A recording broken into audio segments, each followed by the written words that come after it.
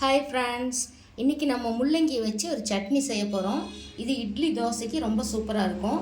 இதுக்கு நான் ஒரு முள்ளங்கி எடுத்திருக்கேன், சின்ன வெங்காயம் ஒரு 10 எடுத்திருக்கேன், புளி கொஞ்சமாக, வரமிளகா காரத்துக்கு ஏற்ற மாதிரி. நான் சின்னதாக 3 மிளகா எடுத்திருக்கேன். உங்களுக்கு காரம் எவ்வளோ வேணுமோ அந்த அளவுக்கு சேர்த்துக்கலாம்.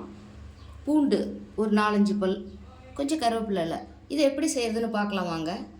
இதுக்கு ஸ்டவ் ஆன் பண்ணி ஒரு பாத்திரம் வச்சுக்கிட்டு ஒரு 2 ஸ்பூன் அளவுக்கு எண்ணெய் விட்டு கொஞ்சம் கடலப்பருப்பு, கொஞ்சம் உளுத்தம் பருப்பு போட்டு இது நல்லா செவக்கிற அளவுக்கு வறுத்துக்கணும். அதோடு நான் அந்த வரமிளகாயும் போட்டுக்கிறேன்.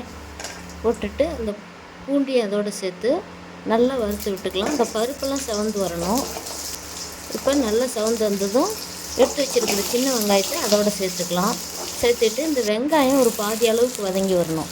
அந்த சமயத்தில் நம்ம குட்டியாக கட் பண்ணி வச்சுருக்கிற இந்த முள்ளங்கியை தோல் எடுத்துகிட்டு கட் பண்ணி வச்சுருக்கேன், அதையும் இதோடு சேர்த்து இந்த முள்ளங்கியோட பச்சை வாசம்லாம் போகிற அளவுக்கு நல்லா வதக்கிக்கணும். வதக்கிட்டு இதுக்கு நான் குட்டியாக ஒரு சின்ன பீஸு புளி எடுத்து சுத்தம் பண்ணிட்டு வச்சுருக்கேன், அதையும் இதோடு சேர்த்து நல்லா வதக்கி விட்டுக்கலாம். சட்னிக்கு தேவையான அளவு கல்லுப்பு சேர்த்துக்கிட்டு கொத்தமல்லி இலைகள் போட்டு கொஞ்சம் கருவேப்பிலை இலையும் போட்டு நல்லா கலந்து விட்டுட்டு இறக்கி ஆற வச்சு இதை ஒரு மிக்சி ஜாருக்கு மாற்றி அரைச்சி எடுத்துக்கலாம். இந்த முள்ளங்கியோட பச்சை வாசல்லாம் போகிற அளவுக்கு நல்லா வதக்கி விட்டுக்கணும்.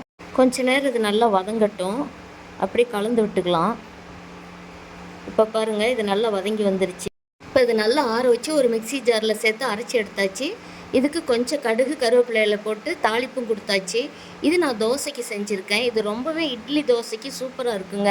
இதே போலவே நீங்களும் செஞ்சு பாருங்கள். செஞ்சு பார்த்துட்டு உங்களுடைய கருத்துக்களை கமெண்ட் பாக்ஸில் சொல்லுங்கள். இந்த வீடியோ பிடிச்சிருந்தால் லைக் பண்ணி ஷேர் பண்ணுங்கள், சப்ஸ்கிரைப் பண்ணுங்கள். தேங்க்யூ.